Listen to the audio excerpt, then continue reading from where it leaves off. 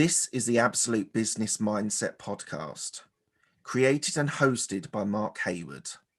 This podcast will interview entrepreneurs, business owners, and people in their careers. We will delve into their journey to success, key life milestones, and go deep into their area of expertise. Get ready to learn from other successes and failures. Today we have Angel Ribot, who is the CEO Confident. Hello, Angel. How are you? Hi, Mark. Great to be here. Thank you. Thank you so much. And obviously, thank you everybody who's listening to us today. Well, thank you for joining me. It's going to be an absolute pleasure, I'm sure. What I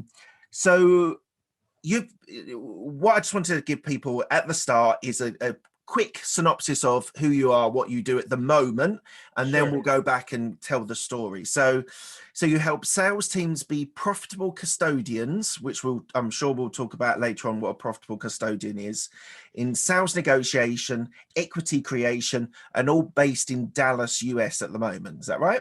Yes, thank you. Right. We are going to go back to your university at Catalonia, your engineering computing engineering degree, but I want to just touch on one thing first. You speak 6 languages. Yes. Wow. So is that all based around your traveling and where you've lived in the different locations, or was there languages that you wanted to learn and you went and learned them? Well, that's a great question. First of all, as you know, I come from Catalonia and I was born 1 hour away from Barcelona. So we are right south of the border with France. So in my school, at my age, English was not taught. So French was the only option. So thank God that was the case, because otherwise I would have never learned French. So, I really, for some reason, I was really ready to learn foreign languages. Probably one of the reasons is because, as you know, in Barcelona and Catalonia, we speak Catalan, which is a language between Spanish and French, right? So we have more sounds, the phonetic is more complicated. So I was learning French there. And mom and dad, they said, hey, Angel, although they don't speak a single language besides Spanish and Catalan, they said, Angel, we want you to learn English at the same time. So they enrolled me on a private school. So since I think it was 4th grade, I was learning French in school and I was learning English outside of school. And then magic happened, which was, mom and dad were they saved some money for me and my sister to go to Scarborough in the UK to learn English. And that was in 1981, 82. So that means that I was 13 years old. And that changed my life forever. If you have ever tried to learn a foreign language, you're always translating, right? You're always translating. So me going for a month to Scarborough meant that I went to Scarborough having to translate everything in my mind. And when I came back, I didn't have to translate anything. I was speaking English automatically. I mean, I remember going back to my private school class and everybody was, wow, you've really learned a lot. And I have to tell you that trip, not only my sister went to the same school in Scarborough, but also my cousin. And I did the following thing. I was given the choice, who do you want to stay? I mean, what kind of family do you want to have? And I said, I want to be in a family in which I don't speak a word in Spanish in a month. Right. And they put me in a family. I still remember mom and dad and the 3 kids they have, 2 boys and 1 girl. I was sharing the room with a Swedish guy. Right. It was a Swedish guy. So I was, and the thing is, God helped me so much. This Swedish guy, oh my God, was he an introvert? Okay. Was he an introvert? So I spent the entire month speaking English with the family, and they would take me everywhere, and we would go to so many places. And also the one good thing I did was I asked my Swedish roommate, hey, do you have some friends here? She said, yes, absolutely. I have so many Swedish girls which came from Sweden, which are also in the same school. I could introduce you to them. Guess what? When I wasn't with my English family, I was with these Swedish girls. Right. And for a Spaniard, that was a blast. Oh my God, did that summer change my life forever? And did I not practice my English language skills? So that was, really, that was literally how I ended up learning English and French. And then, I started traveling. When I went to college, I was part of an international organization. I was the president for that organization. And then I went to France with an internship. but I also started to be exposed to Portugal. So I had to learn Portuguese, excuse me. And then I learned a little bit of German because I was for 2 years I was dating wonderful, beautiful German girl. So I was literally visiting her, or she was visiting me almost every week. So I was going to Germany a lot. So when you're kind of everything in your life is taking you to a place where if you just surrender to it, you keep learning and learning and learning. And eventually I used my Portuguese that I learned with a Portuguese student in Barcelona. I used it when I was conducting business in Brazil, and when I later on in my career, I moved from Barcelona to the UK to work for a technology company. Guess what? I was asked to call in English to the Nordic countries and to Germany. So I was making sales calls from the UK to those countries. So it's kind of, I always had to make an effort. Like I had to put myself in a discomfort zone in order to learn another language. And learning a language, right? I'm confessing here, I am a typical Englishman who struggles with languages. I was at school, did 6 years of Spanish and a couple of years of German, and really struggled. I just didn't have the natural flow of it. But how do you construct learning a language? The immersion technique, it sounds like you immersed yourself in culture, in people, and that's how you learned it. But they're all Latin languages, so they all have a sort of similarity. But how did you sort of approach learning languages? As you said, you're sort of translating everything Spanish to English, English to Spanish. Yes.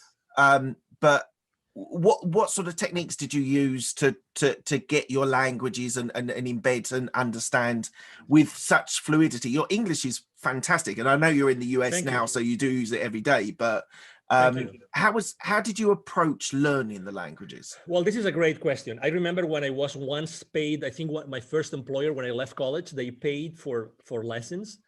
I think it was Portuguese.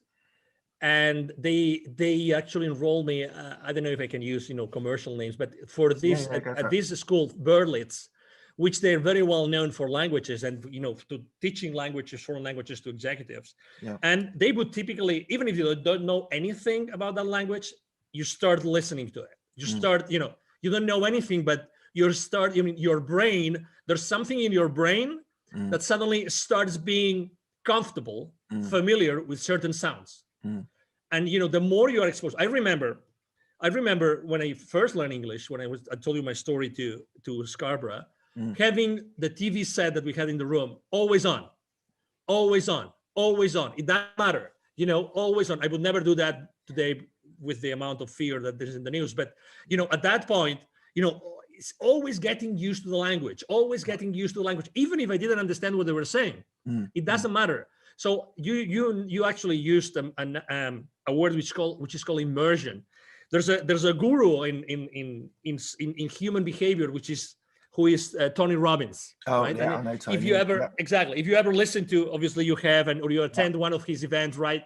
He talks about immersion all the time. He always makes this funny story when he started to learn polo, being on his horse and everything. Immersion. Even if you had to pay to learn a skill, but you can literally land, land in a place where that particular skill is being used. Yeah, that's the best way to do it. And again, it doesn't have to be perfect. But put yourself in a position in which you are stressed out, literally. Right. You don't feel comfortable because you don't understand anything. It doesn't matter. But your brain is starting to tune into the expressions, the phonetics. As you know, there's a certain way that every language has its own music. Yeah. Besides its own syntactics and grammar and everything, it has its own music. I think that music is as important and as the language and the words themselves. That has been my experience, Mark. Fantastic. Thank you for that. So let's go to your university degree. So you did engineering, computer engineering. So Exactly. at the University of Catalonia. Yeah. So just tell me a little bit about your upbringing in Barcelona and why you chose to do computer engineering as a degree. Yeah, that's a great story. I'm just having, memories from my high school time now. So I was born in a city. You speak Spanish, you've probably been in Spain. I was born in a city called Lleida, which is 1 hour away from Barcelona. Okay, so it's a 250, 300,000 people, city. So it's still a small town. So when I was, in high school, and actually in middle school as well, that started in middle school, I really loved computers. I didn't have a computer at home. But in school we had this lab with 4 computers, and I don't know if they were of a British brand or an American brand. They were called Acorn. Acorn. Yeah. It was. Oh, you remember them? Oh my God. Yeah. So, I mean, I remember. I right now I have in my mind the lab with those computers. Yeah. That one of them, guess what, had a tape recorder, so I could record my programs. Right. Oh my God, I loved it. I mean, I totally loved it. I remember that thanks to that, my dad bought me an Apple IIc computer while I was in high school. Apple IIc. Right. So it was the most fancy Apple II that existed at that time. One of the few in the place where I was, actually the only dealer in that place. They knew me because I was all the time there looking for, software and everything. So that's how I started to like computer science and computer engineering. I was really good in programming. As I was progressing, actually one of my father was a CEO of a conglomerate of food related industry. Right. Companies, and he asked me, hey, could you do this inventory program for us? Yeah. And then suddenly for the entire summer I started to write in basic language. Yeah. Okay, a program for taking for controlling the inventory of that particular, it actually was a fish farm. Okay. So, and I loved it so much. It was so good. Obviously, I always had great grades. So when it was time, my last year in high school, when I was a senior, and I was asked in Spain, you have to go through there's a grading system, right? And I had to pick which schools I wanted to, which colleges and universities. And I said, okay, so I would like to go to the school, computer engineering school in the Technical University of Catalonia. And I was, thank God I had very good grades, so I could get really into computer science. Yeah. But guess what? The first year was physics, math, calculus, programming, theory of information theory. I, with all due respect to all my professors and teachers and everything, I hated it. I hated it. Okay. I mean, the first semester was, I barely could pass, I think, 2 of the subjects. I mean, it was really difficult. And then the second semester, oh my God, I said, I don't like it. If this is computer science and computer engineering, I don't like it. I liked programming a little bit. I like, the soft part of engineering, of information technology, but I didn't like any of the rest. I said, oh my God, it's 5-year degree. Okay, I'm only at the second one. Oh my God. To be honest, I said, I don't know how am I going to do this, but whatever. My parents are paying for this. I had to move from Lleida to Barcelona, so they were paying the rent and everything. So fast forward, to be honest, I had to wait actively 3 more years until, again, I liked computer engineering subjects because they were more like, computer engineering or computer science in organizations, information systems, stochastic processes, things that were really more attached to reality, as opposed to, calculus and side. Yeah. Exactly. And I am a very hands-on guy. I really like to be around with people, and I like to have human contact. Yeah. And I picture myself, am I going to be a computer analyst programmer the rest of my life? Oh my God, no. That's not going to be Angel Rebo at all. That's why, as you have read, that's why, really after I finished my degree, I said, I have to do something more related to business. because I think that's exactly where I could make a big Before impact. we go on your Yeah, MBA, yeah. just on the computer engineering, and it might be slightly different. I want to clarify. So we have in the UK something called computer science, Mhm. and that is basically learning languages. And I'm interested. I was talking to someone, a friend of mine, who learned languages and then learned computer science, and that was like JavaScript and C# and all that sort of jazz. And he said that actually it was very easy to learn because it was just learning a new language. Did you have the same experience there as well? No. Okay. That was actually, it was called a degree when I started. It was called computer science. Right. But as all the, let's say, the names and titles changed throughout my career, actually they eventually called it computer engineering. So I Okay. started the studies, were being named like that. But as far as computer languages, no, we didn't really learn, this many of the computer language at all. I mean, I remember using, after the second semester, we did not learn any language anymore. So you didn't learn the programming. You were We building learned- the hardware, building the computers, and we learned both hardware and software. But what I'm Right. trying to say, they taught the programming, the languages that they taught us, or the programming that they taught us were language independent. right. Okay, so it was very much on how to do things, but not specifically with a language. We were using a universal language, and then literally we were given the freedom to use the language that we wanted. It Right. could be any language. So that was, I mean, again, but if you realize, maybe if it was more like specific languages, maybe I would have liked it more. I don't know. But the reality is that everything seemed to me too abstract, and I wanted to go back to earth. And that's, as I mean, reflecting upon what I had done in high school, again, it was very down to earth. I was able to deliver specific results. I mean, as much as I am a strategic guy, but to be honest, I'm a strategic as far as the rubber can hit the road, really. Right. Otherwise, it doesn't serve me. Right. It doesn't serve me.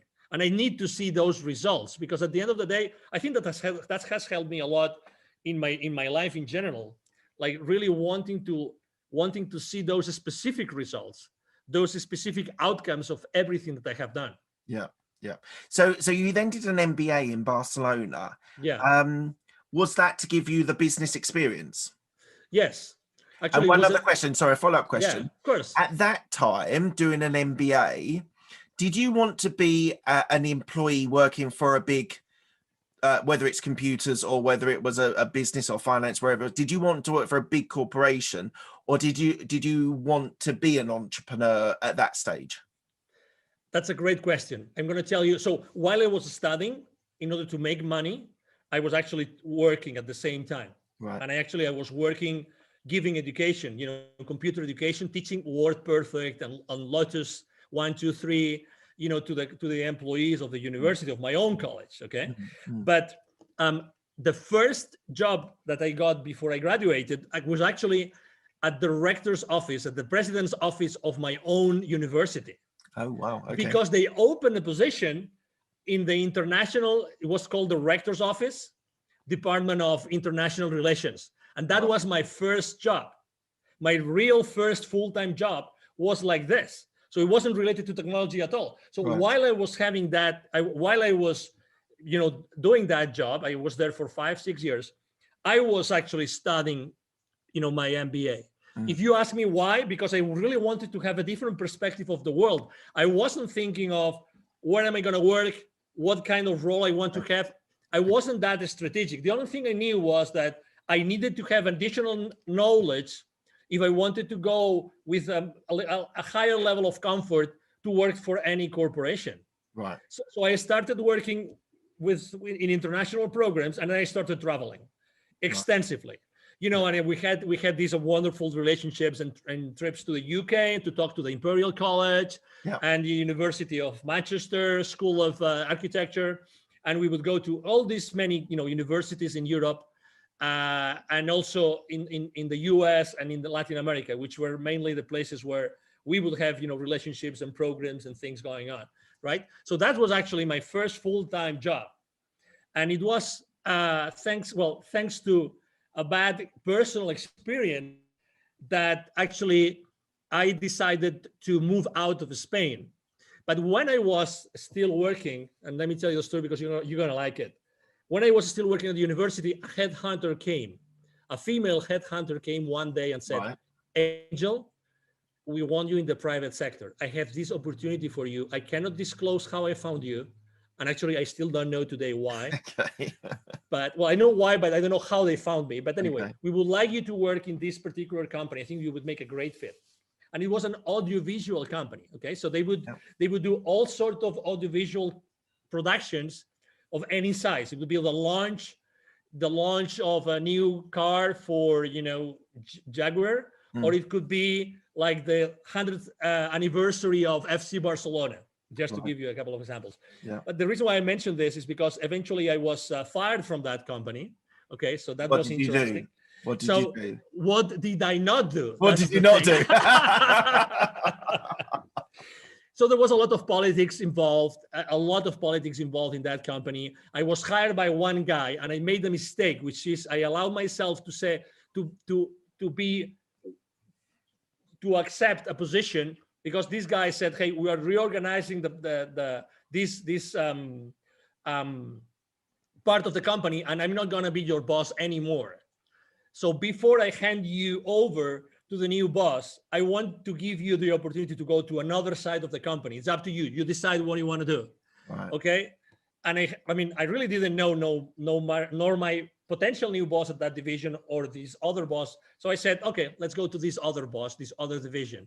And that was my life sentence. Okay. That was, but anyway, but that's okay. And that was before. You learn from these experiences, don't you? My God. Oh, absolutely. Because, I was supposed to be in charge. Do you remember the 2000 effect? How going from 1999 to 2000? Yeah. Y2K or whatever it was called. Exactly. The 2K effect. Nothing happened. Exactly. Nothing happened. Nothing happened. The clock just ticked over. How many trillions of dollars, of pounds were spent for that, right? But anyway, so I lost my job and then I had this conversation with my headhunter. Hey, I'm glad that they stayed at that company more than 6 months, so you get your full fee. I told the headhunter, but okay, could you tell me why did you really come to pick me from the university and take me to this private company? They were really a good company, and large and very, very well known. And she goes, well, because I needed someone really flexible. Okay. I needed someone. There was something that I really liked at the interview with you, Angel, which was and she said, so if you're ready for this explanation, Mark, she said your feminine side was the part that really attracted me. And I said, what?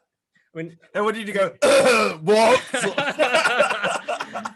Obviously, I've lived in so many. I'm so open to all obviously so many sexual orientations. I have friends all over the place with all orientations. So I said, what do you mean, right? Because I wanted to know. And she said, I want you to know something. And actually, it was the first time ever someone told me about this. So we all have this feminine side and this masculine side. We all have this. Like it or not, it's a reality. Yeah. And for what you stand in the world, you have this flexibility that's very difficult to find, in full-fledged masculine roles for men. And, I found this in you, and I knew that you were going to do a good job, regardless of what happened at the end. So anyway, that was my last job in Spain. And then it was when, the universe had a wonderful position for me in the UK. And that's how I. And so what did you do in the UK? Yes, I worked for my first ever American company. Right. It was a high-tech company in this technology park in Fleet. Yep. I think is it Hampshire? Fleet. Hampshire, yeah. I think it's Hampshire, exactly. So, and basically I was part of the inside sales team. I started as an inside sales guy and then inside sales team leader. And I was like, basically first making phone calls, a lot of phone calls, trying to get appointments for my field reps. Right. And my field reps were in different countries, and I handed over those leads to them. And then I became a team leader. And that's what I was doing. It was my first sales role ever. And I loved it. I loved you it. enjoyed it? It's a people business, isn't it? It's a people business, yes. And we had all those call blitzes, that we had to make X number of calls, and if you reach that goal, then you had a bonus, and then you would talk to the field reps, and they were super excited that you got them this amazing sales appointment with the CEO of that corporation. That was so exciting. I really loved it. I really liked it.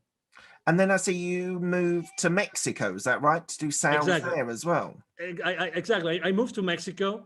The company I was working with in the UK, American company. I went to a sales boot camp in Boston. They were based in Boston. And I decided to take a vacation after that boot camp in Boston. And I said, I'm going to take a vacation. I've never been in Mexico as a tourist. And then I'm going to go to Cuba. And it was while I was in Cuba, and that's the reason why I moved then to Mexico. I had my first spiritual experience ever. I mean, I was very down to earth, and I didn't know what a spiritual experience meant. So I remember reading that book while I was in Cuba. And I was reading this book. Is called The Celestine Prophecy. I don't know if you've ever heard of this book. No. The Celestine Prophecy. I recommend it to you. Okay. It's written by a guy called James Redfield. The Celestine Prophecy. It's basically a book that talks about the energy and how everything is energy and everything around us is energy. I love the concept. When I was, when you're reading something and you're feeling that you already know that, and you're feeling excited about this. So it's the story about a series of scrolls that are being found in the Amazon side of Peru. Okay. Right. So it's an amazing book. It's a fiction book, but the teaching just was amazing. So I remember turning the last page of the book, and as soon as I did that, I had this rush of energy going through me. I mean, I cannot explain it. Goosebumps, chills, you name it. Yeah. And I knew that I had to do something. I mean, I remember when the sun was setting. I was in Varadero in Cuba, that nice resort. And literally at that moment, I decided I want to go to work in Latin America. Okay. I went back to Fleet. I mean, I never explained this to anybody. Okay, now everybody knows because I have explained the story, but I never explained that to my managers. But I told my managers, both American, I told them, hey, I would like to go to work in Latin America. You tell me where you have an opening. And they said, well, we would like you in Mexico. But hey, are you insane? What do you mean? Hey, you're working here in the UK. You have a great job, great progression. Look what you have done in under 2 years. And, you're making good money. Why do you want to go to a third world country? Why would you think of doing that? And I said, why not? Why not? What's wrong? And in this case, was Mexico. And, Mexicans love Spaniards. Spaniards love Mexicans. There's so many things in common among the two cultures. And I said, I would love to go to Mexico. And I think that there's a lot of things that I can do while in Mexico. Just before you talk a little bit more about Mexico, so you were saying about that book that had a massive impact. So yes. I started binging audiobooks on business, finance, self-development, all this jazz. I don't know, it's probably 6 or 7 years ago now. And I interviewed someone who said you should read The Alchemist. Have you read The Alchemist? Oh, absolutely. So I was binging on this business stuff, and he's like, no, this will give you a really good perspective. It will open your eyes. It will spiritually help you. And I was a bit cynical, but I listened to it on audiobook, and it changed my life. It really changed my life, having that perspective on people's behaviors, people's way people react, and the way I should react, or the way the character in the story reacts to situations, and I'm even, while I'm telling you about this little story, I'm even thinking of the stories within the actual story. So so I know what you mean. I didn't decide to move to Mexico or anything, but I definitely know what you mean. Like non-fiction books can have, like, because as I said, I binged on business books, but that really was a life changer and a really inspiring book. So sorry, I just wanted to just pop that in there. Sorry, you were saying about Mexico. No, so but I would like, no, but I mean, to your point, I mean, I downloaded my first Audible book before Audible was even an Amazon company, and I think it's a great companion. I think that for while I'm in the shower, while I'm driving, while I'm commuting, I mean, while I'm exercising, audiobooks are a great companion. They're fantastic. I must admit, my intake has reduced, because I used to do it on the commute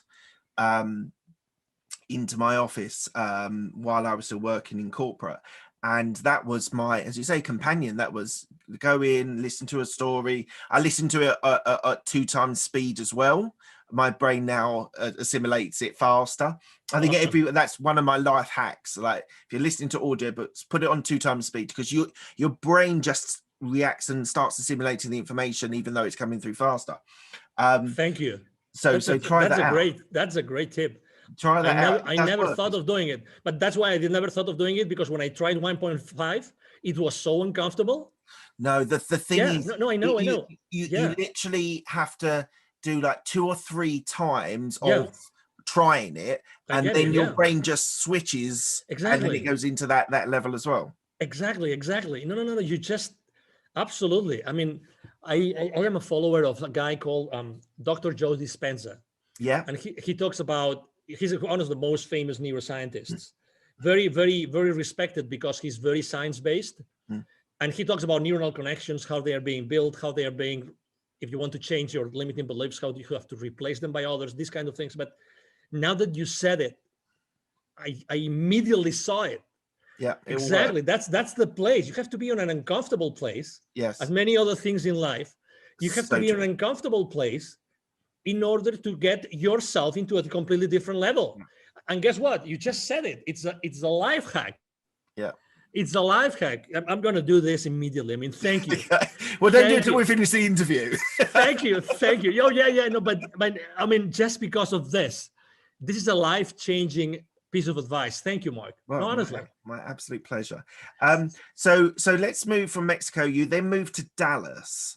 And I thought it was really interesting when I started reading. So was it, I don't know how to pronounce, Dassault Systems? Yes. Dassault Systems. Yes. So you moved there, and you were doing the Mexico account in the office. But you did sales and marketing. You were there 10 years. So you were there a substantial period of time. Absolutely. You did marketing and sales, account management, sales leadership. So what made, first of all, what made you move to Dallas? And then why were you compelled to stay there for such a long period? Yes. The first thing, I moved to Dallas because at some point in 2010, the vice president for sales, he came into the country and he said, "Hey, Angel, if you want to offer you a better position, you have to move to the US, because we are a US-based company. So if we want to offer you," so he helped me tremendously. Great guy, and great company, by the way. Dassault Systems is a great French company. Right. So that's the reason why I moved to Dallas. Also, I was a bit reluctant in the beginning to move to the US. Sometimes Europeans, we're, biased on our thoughts, and it goes both ways. So, some of the Americans don't like Europeans. Exactly. Well. But I have to say, it was a great move. Also, I had 3 kids in school age. Right. So for me, also, it was also a very important thing to decide if I wanted them to receive an education in Mexico or in the US. So we decided with my wife to do it. So why I stayed so many years? So I stayed so many years because of these 10 years, actually, of these 10 years, the first 8, I was working for a division called SolidWorks, very well known in the software industry, engineering, product design industry. And I really had a lot of freedom. I really developed a very strong business. I was enjoying it. I was thriving. I had a blast. I had an extraordinary team. I did great things. My work was recognized consistently in the entire corporation. So I was really having a great time, and it was really valued, and everything was, I really have to say, I was able to build a great team along to help me do that. That's the main reason. And, I've always liked traveling. So for me, being able to develop business, to close sales, to negotiate deals with people in so many countries in Latin America, that was such a blessing. Such a blessing. I was traveling all over the place, and I loved it. Some people are maybe reluctant to travel, and when they offer a position, they say it's 50% travel or 75% travel. Yeah. For me, 100% travel was amazing, right? Because that's who I am. Don't ask me why. It's just who I am. Probably because of the languages, right? Because I feel like a citizen of the world, that I can go anywhere, and I like learning. I like being exposed to new things, and that's who I was. So that's why I stayed in the company for so long. And was there a specific career development that was opened up to you? And like, not necessarily your first day, but in the first year, they said, "Look, Angel, we think you can keep progressing." Like, was it opened up to you, or did you have to fight for the progression? Like, what was? I had to fight for the progression. I suppose you were in sales, so yes, I had to fight for the progression. Again, it is what it is, and again, you always put, wherever you are in your life, you have a scale, right? In your mind, right? And you put one things in one side and one things in the other. It's a matter of balance. So you find the right balance, So I was really, as I mentioned before, freedom. I had a lot of freedom to do a lot of things. I developed a certification process for my sales force, a certification process for my entire channel, distribution channel. I designed training programs. I had so much freedom, and I could do so many things. And we had no boundaries. We could do anything. And we deployed strategies in Latin America that nobody had deployed worldwide, literally. So I had so much trust from my managers and the leaders of the company. Oh my God. And again, I value my freedom a lot. A lot. And did you have a coach or a mentor there? You said about the person who brought you in. Was that available to you? Not really. That's a great question. I think that I always learn through exposing myself, through being in uncomfortable places, and being the one doing stuff. Probably my passion and my enthusiasm helped me a lot, so that when I was proposing something, people would, go with me all the way. I was one of these guys that I would really, walk my talk. So people would come along with me, but there wasn't this written career path. I wish, because that gives you a lot of certainty. That's why, I was, people talk about the term like a corporate survivor. Yeah. In the sense that even though there was not such a career path specifically laid out for you, still I was able to thrive, and I was able to get different positions. I started as a sales rep or a sales manager, and then I started to incorporating territories. That's something that happens at corporate, right? You keep on bringing additional territories, additional revenue, right? And eventually, when I moved to the US, I incorporated, strategic accounts and accounts that were present at both sides of the board, and these kind of things. Right. Okay. Well, let's fast forward a little bit. I do want to talk about this, but we're gonna have to move on. You're a TV host on a station in Dallas. Unfortunately, we're going to have to keep going because I want to get everything in. Go ahead. So what I suddenly started seeing at a certain point of your career, you created CEO Confident, which we'll talk about in a minute, but you started doing philanthropic, charity work that you started to do. So you became the president and co-founder of Wisdom for Kids, and you also, this is not so charity, but you became the CEO of Divine Human Ventures, which is helping the gap globally for companies to reach different parts of the world. So what made you take that shift, which is beyond the sort of corporate or entrepreneurial world, into those areas as well? Well, when I have to say, I started to prepare myself before I left corporate world in 2016. I started to prepare myself, and I started going to different conferences of people that knew about things that I thought could be valuable for me. Right. They were basically, these famous online marketeers, these people that have done, online launches, that they know everything about coaching programs, sales funnels. So I attended so many conferences during 2014, 15, and eventually 16. So I prepared myself for doing that. I'm telling you about this because in 2015, 1 year before I left corporate America, I had a spiritual experience. Okay, it was the month of March. I was in Mexico City. It was a Saturday morning, and I was exhausted. I used to like to say when I was in the UK, I was knackered. Okay, yeah, exactly. That's a great expression. So because I remember that morning very well because it changed my life forever. So it was at that hotel. Typically, I would fly back to Dallas to be with my family on a Friday night, but I missed my plane, so I had to reschedule for Saturday, and I couldn't reschedule for the first flight in the morning, so I had to reschedule for the 5 p.m. flight on Saturday. So that means basically that I would spend 1 day less with my family. So I was really remorseful. I woke up, I was at that hotel. I remember exactly where I was, in which room I was, and as soon as I went into the shower and the water that Saturday morning, I had, and now I recognized it, right? Or I then recognized it. I had a full-fledged spiritual experience. So remember that what I told you that I had in Cuba before?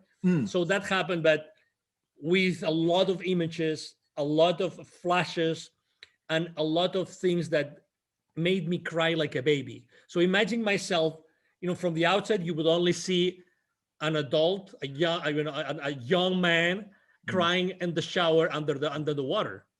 But I was having all those flashes of basically all those kids in need that I had met so many times while I was conducting business in Latin America.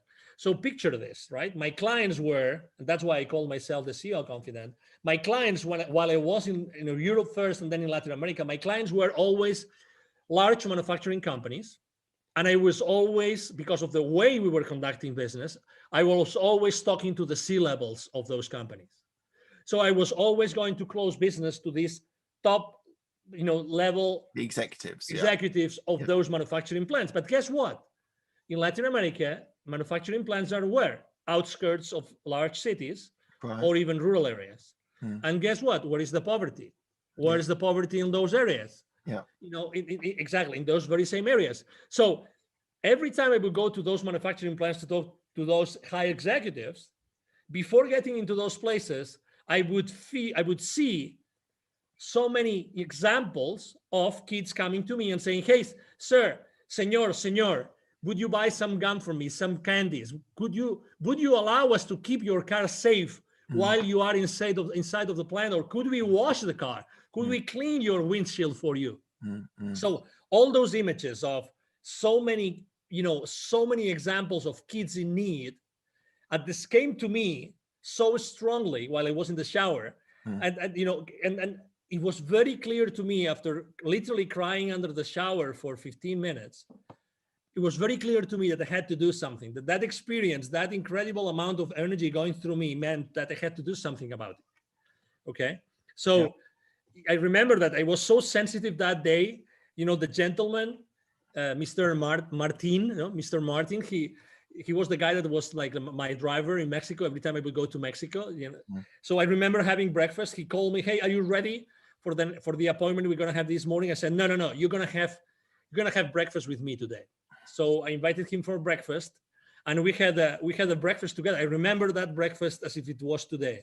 I said, "Martin, we are going to cancel this call, and we're just going to talk about something that happened to me. It's going to sound crazy, but we've been together for so many years."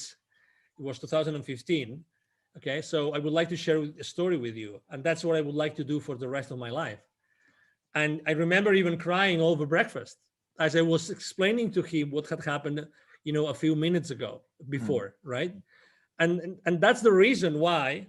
That's the reason why I said, "Oh my God, I have to do something." And that's what really triggered and ignited me deciding. Actually, I decided to create Wisdom for Kids with a friend of mine and his father, 3 co-founders, before I even decided to leave corporate America. But it was very clear to me that I was going to be the connector of the unconnected. Right. Right. The connector of the unconnected, the connector between this top layer from a success and wealth point of view with the bottom layer. Right. And obviously, through my work for so many years, I had not only sold and developed business, but I also had trained my distribution channel, my distributors, my resellers, my business partners. I had taught them how to become, good companies, I had helped them to grow their businesses. So I was always doing this, like helping these partners of ours, grow their businesses, but also eventually the main goal of all the services I'm providing to my own clients, those manufacturing companies, was how to accelerate the growth of their businesses. Right. So you see, there was this common denominator. So it was very clear to me that what I had to do is I had to start this nonprofit. Eventually, we called it, Wisdom for Kids. But I called it. I had to start this because I said, if I don't do it myself with these 2 other people, who's going to do it? Who's in such a good position of being able to, tap into the genius of these top level people and at the same time helping the underprivileged? So tell me a success story. What have you managed to do part of this charity nonprofit? Yeah. So there's an area which I like to go, which is an indigenous community. I like to go to indigenous communities for many reasons. One of them is because 95% of kids in those communities are poor. Right. So when you go to those areas, the chances of making an impact increases dramatically because everybody lives under the threshold of poverty. Yeah. And I'm going to tell you a story of this area. It's in the north of the state of Puebla in Mexico. Okay. So in this area, there are 180 plus small communities.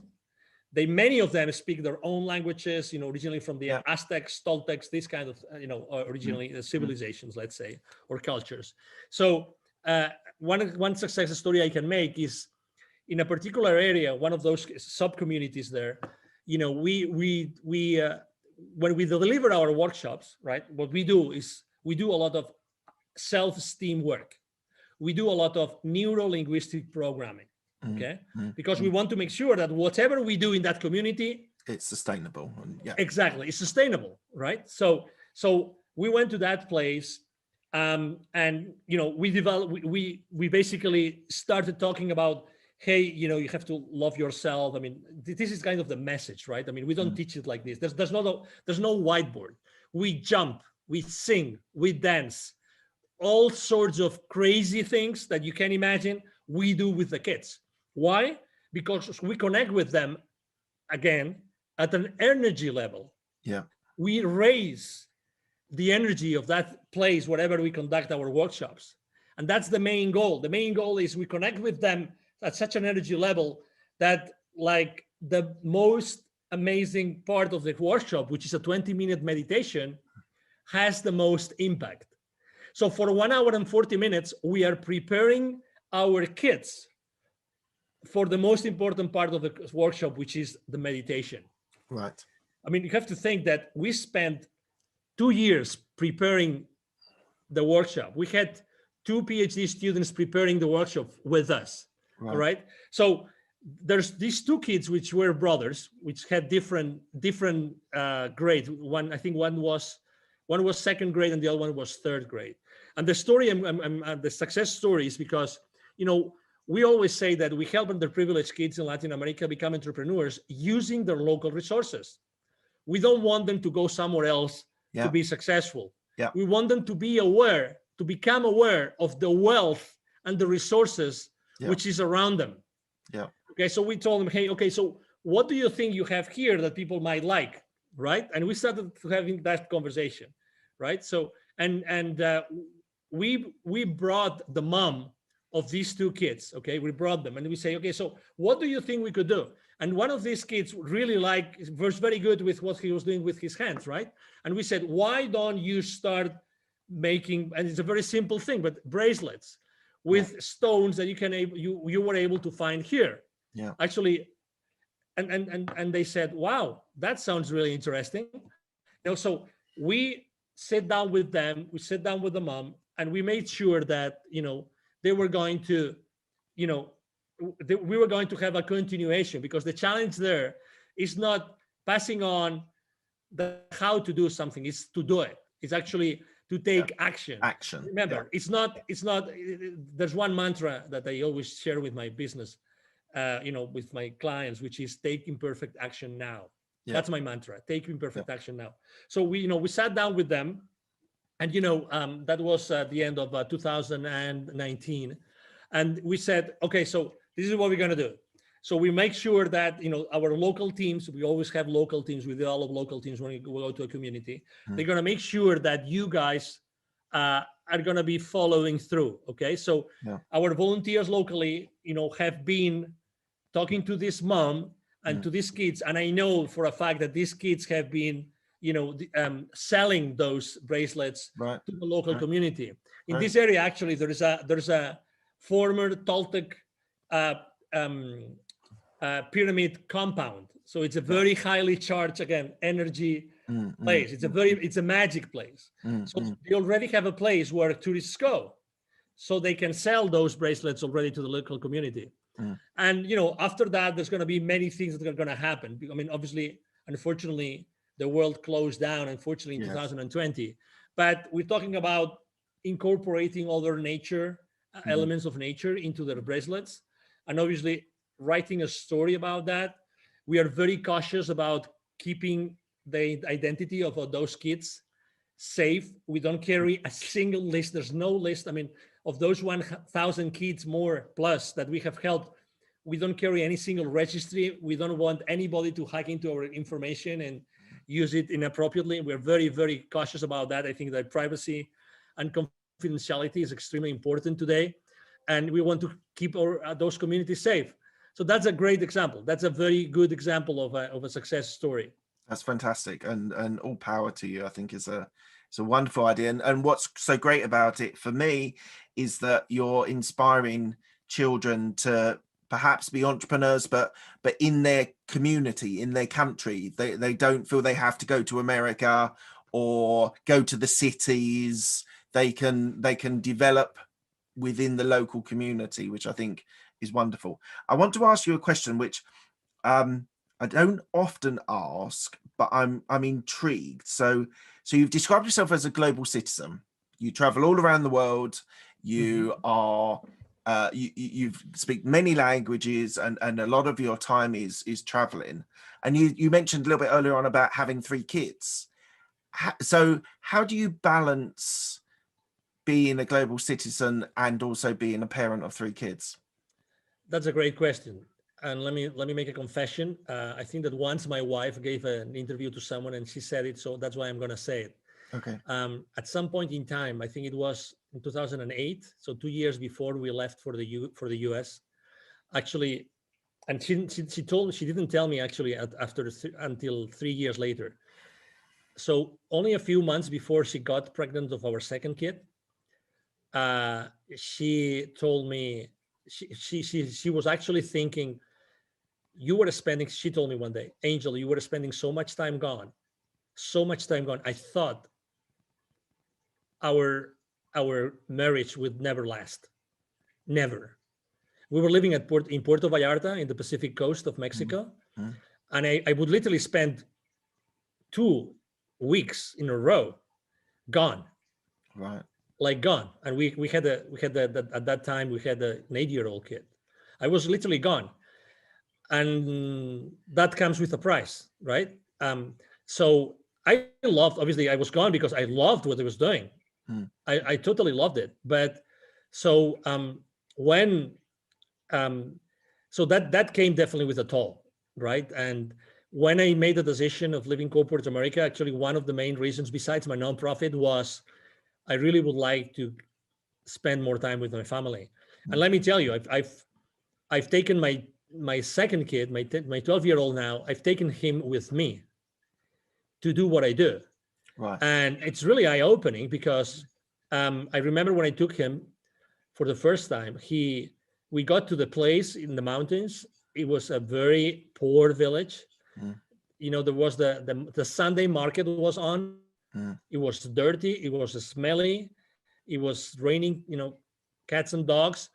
And my kid, like we had literally, I mean, we took a 6.5-hour bus from Mexico City to that place in the mountains. Oh, okay. Yeah. Yeah. Okay.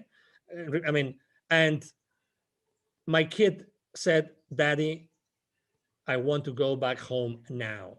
I don't want to be here. Oh no. I don't want to be here. That's not what you want the to whole hear, is it? the whole landscape, you know, the whole scenario Yeah. was so, let me use the right word in English, appalling Yeah. for a kid that he said, I want to go back home. I don't want to stay here. I mean, I really don't want to stay here. Well, luckily enough, the next day it stopped raining. It was, you know, as you know, in the mountains then it was warmer and it was very nice sun. And then obviously he was involved in delivering the workshops. Yeah. He was one of the highlight of the kids because they got to see a kid from a completely different life Yeah. Yeah. with them. Yeah. You know, and then he changed the way that he was seeing the whole wisdom for kids that Dad is doing, you know. Yeah. And it was a great experience. And now he knows and he understands exactly what an underprivileged kid means. Yeah. Yeah. And absolutely. you know, but yeah, so but it was, to your question, it was very difficult. Now I work, I mean, my office is at the second floor at home, you know, we have a 2-story home. Yeah. And it's different. And I spend a lot of time with my kid, and actually now he's in school, but most of the time he listens into my podcast interviews. Right. And not only that, sometimes I ask him to write posts. He's brilliant. He's much smarter than me. I mean, needless to say, his genes are much better, much better. And he's brilliant in English. He's brilliant. He got this prize from his school for his English, you know, skills. He writes really good. So he has his, you know, he made his own computer and he has it like next to me here in the office. Thank God we have a large office. But I love to have him involved. And every month I have my daddy son night, my daddy daughter night, obviously my daddy mommy night, right? Yeah. Date night, we call it. But it's important because otherwise, I mean, you know, I mean, just to mention something, the last 12 months, how difficult have they been for the families? Do you know what? So I left corporate in October 2020. So I'd sort of been living a dual life. I had my corporate career and then I had my podcast and various other things. And I was sort of leaving the house at 6:30, 7 o'clock in the morning, coming back. I had US clients, so I was coming back 8:30, rarely seeing them in the day. And I think one of the things that COVID has actually done is, so I'm working from home. We've managed to make it work. I can close the door if the kids are not, if I'm doing an interview, but actually being present. It's not always that you're like, I'm doing a little bit of homeschooling at the moment. We're in lockdown in the UK, but my wife's brilliant and she does most of it. But just being present and being around and having meals with them and having breakfast with them and being involved in their lives is probably, for me personally, the biggest thing that COVID has given me as a benefit. Now, obviously, there's terrible, terrible stories and deaths, and people I know have had sorrow and sadness. But the one thing for me that's been great, it didn't push me to leave corporate America. I was leaving. I just hung around a little bit just in case what was going to happen, because it was also new. But I think the thing is making a really important point that that I wasn't necessarily traveling a lot, but it just, the corporate world sucks you in and it wants more and more from you. And naturally your kids and your wife and other and people around you, They're the people that suffer. You know, it's great. I mean, if you think, you know, now that you have I have to say that after leaving corporate, I was by myself in the desert for many months. Okay, Right. I had to adapt. Yeah. Yeah. I mean, for me, it wasn't automatic, right? I mean, although I mean I was successful and blah blah blah. Regardless, you know, I thought it wasn't enough. I thought until I one day I sat down and started to make some accounting, like accounting. How many clients have I seen? What were the achievements? How many people have I met? What did I do to help them? What, you know, all these kinds of things. I felt that it wasn't enough. So, you know, I mean, everything works out, right? Yeah. It's true that when you work in this large structure of a large corporation, you give so much away, Yeah. so much. I mean, and you typically never feel fulfilled. You typically always feel that 100%. it's not enough. You Yeah. have to, you know, you have to give enough. You have to give more. You have to give more. You have to give more. And there's never, you know, one of the things that I will change if I was going back is the vacations. When I Right. would take a vacation, I always have had my mind still in my job. Mm. Always. Mm. I remember one time I said, okay, I'm going to go really far. Like I'm going to travel, not to Europe, but I'm going to travel to Hawaii because they are in the middle of the ocean. Yeah. And I will not have to talk to any of my resellers, any of my salespeople, nobody. I'm going to be there 3 weeks. I remember as if it was today. I couldn't do it. So I was a corporate animal. Yeah. Mark. Yeah. Like, you know what I mean? I was like completely embedded Yeah. into that work. So was and, you know, and I didn't feel that it was wrong. I feel that that's what I have to do. I'm responsible for my business. Yeah. I'm responsible for my coworkers, for my, you know, direct reports. I'm responsible for that revenue. And if I don't do it, I am not ethically and morally, I'm not doing the right thing. And it is so wrong. It is so wrong because you give away the most precious time of your life. Absolutely. Right, let's talk on some more cheery things. So your entrepreneurial experience is all based around the CEO confidant. So so it's about sales accountability. One of the things that I want you to talk about is a profitable custodian. Yeah. Now, this was a phrase which I've never seen. Now, I've interviewed probably 80 odd people, maybe. Yeah, about 80. And I've spoken to salespeople, people that started in sales. And so what is a profitable custodian? Yeah, so this is that term that we developed together with one of my business partners. Okay, so his name is Neville Joffe. He's an executive educator. So one of the things that we tend to think as entrepreneurs is that we have to do it all ourselves, and that's so bad. So bad. I think that we have never been taught to really collaborate and establish strong business partnerships. So that is exactly what I did with this gentleman. So one day we were having a conversation and we were talking about this term and of the employees being the custodians of the company's profits.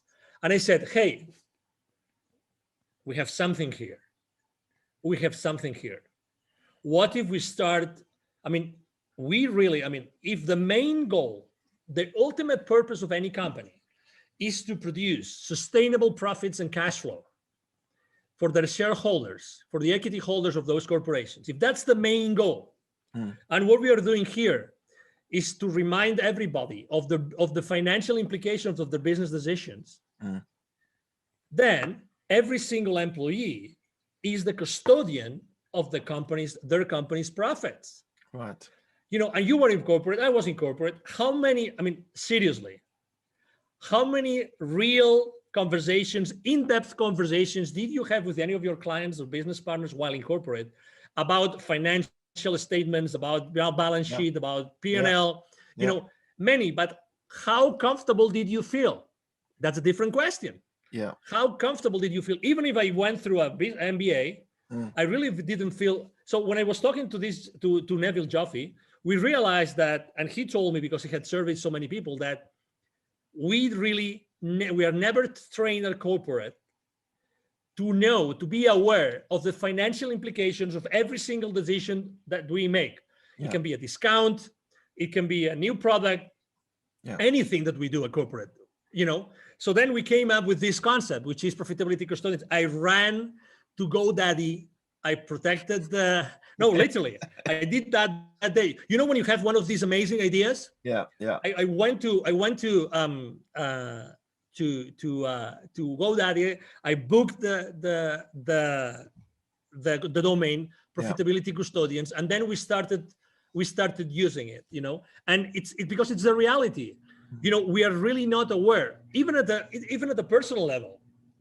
I mean, how many families have a balance sheet of their own home, of their family? How many have a P&L?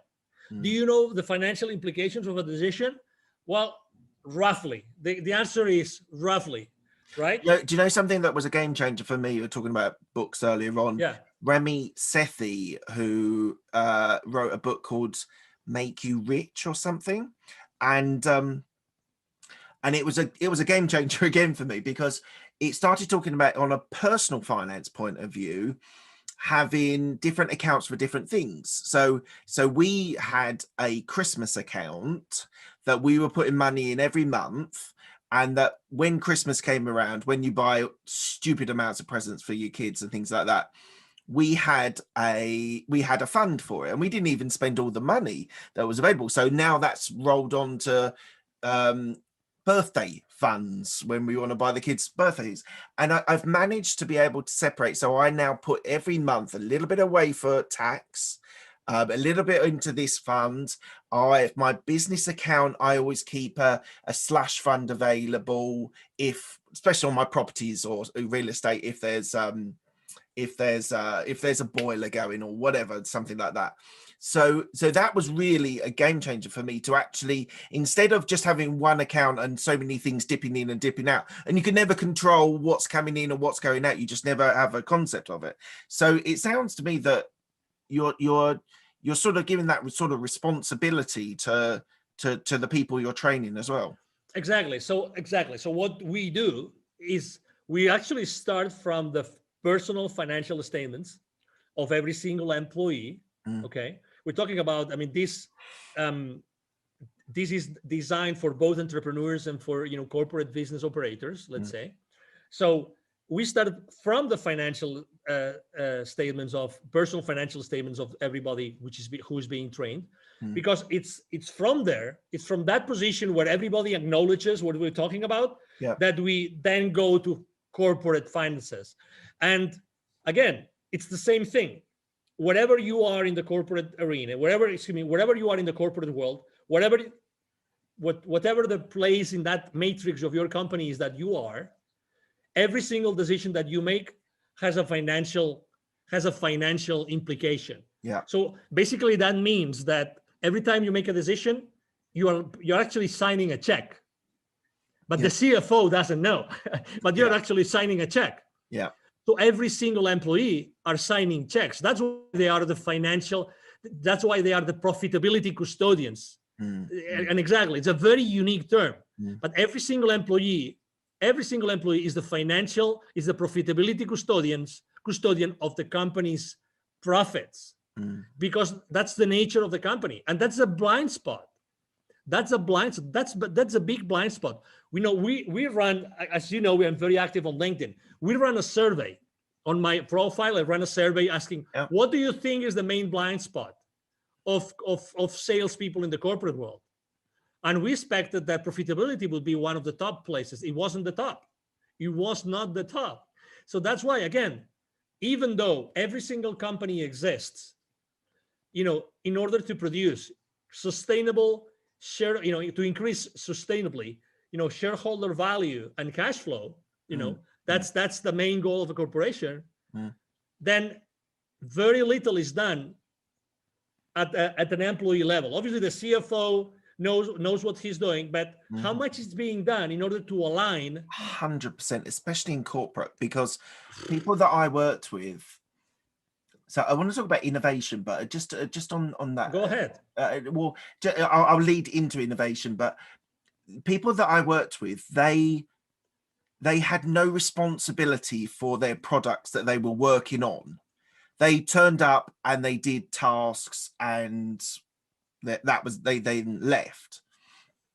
And they had, as you say, they had no responsibility of trying to make it more efficient or to raise revenue or go out. And the reason why I was successful in it was because I was interested in business development and actually finding new clients, finding new markets. So I know sales is slightly different to what my experience of corporate America is, but how does innovation sit with the people that you work with in the sales environment? So innovation for you in the sales arena is different to I was in KPMG and PwC in their software, so I helped sell and implement software.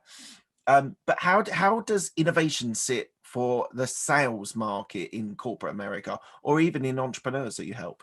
So are you talking about the importance of innovation within because my I think people, base, or I think people just aren't aware of the importance of and I mean innovation as in making a difference, making a change, in trying to make something better, whether it's with a client or within an internal system or whatever. Yeah, I mean, I think that, in theory, everybody embraces innovation, right? Because innovation means you are able to create something new. We are all by nature creative. We love to create, but then there's this gap between, okay, I create all those things. You mentioned several products. You create those products, but okay, in order to deliver those, there's going to be something involved. In order to market those, there's going to be something involved. In order to sell them. So this is the gap which is being forgotten. So to be fair, because it's easy to talk about this, but in all fairness, the thing is, how many of us, while in corporate, we got the right education so that we were fully engaged with the rest of the organization, so that eventually the leadership team could keep us accountable. That's the thing. That's the thing. If you want to keep your employees accountable, it's not fair to do it unless everybody is really engaged because they have been provided with the right level of education. And that's where the gap is. That's where the gap is. And again, it's a matter of priorities. It's a matter of priorities. So for instance, I was also selling to many different industries. We were selling what is called product lifecycle management software. Okay. Right. So that means that our clients would be like corporations, that they would have some products that they would send to the market, and obviously they wanted to launch those products to the market faster than the competition, blah blah blah. Obviously innovation was always there because our tools were helping them to be really innovative and to launch to market, the time to market, right? Time to market. Right? So innovation was always there. But again, it's not only that you have a great idea and you're able to make sure it's going to fulfill your client's needs. It's not only that, because something that also, again, another gap, when you're selling something, how many times do you really care about the profitability of your client when they buy from you? Because at the very second that you close a deal with them, you become a liability. You become a liability in your client's financial statements. Yes. And it's a great revenue for you. Yeah. But until the returns, until the client sees the returns, you are a liability. You tell me, as a salesperson, how many times you have the tough love conversation, the tough conversation with your client, in which you say, okay, but I'm only going to sell to you unless we really have a tough conversation about how that is going to help you increase your profitability. Nobody does it. Nobody does it. Because why? Because it's a tough conversation.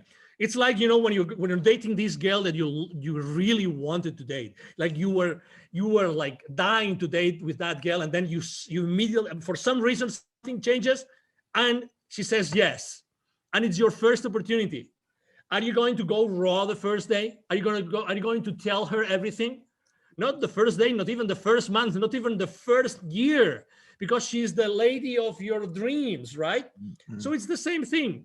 We are coin operated, we are salespeople. So when we have this possibility to sell a multi-million-dollar to someone, we never have these tough conversations.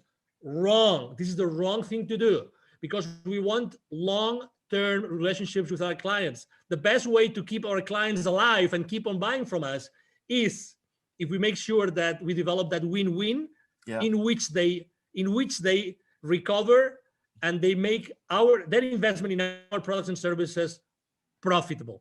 Mm-hmm. I'm going to have you back on my podcast again. I'm gonna so I what I want to do on our second interview, I'm happy to do it, is talk about sales, is go deep in on sales, because I think it's the core of your business, it's a core of your experiences. I've got certain views on sales, not negative, because I think people's career progressions is based on selling yourself. It's like you're selling to clients, you're selling yourself to your bosses.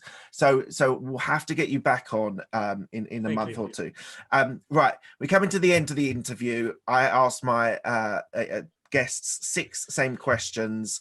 They're quick fire questions. They don't need quick fire answers, depending on how you want to respond to them. First question is, what's the best decision that you made?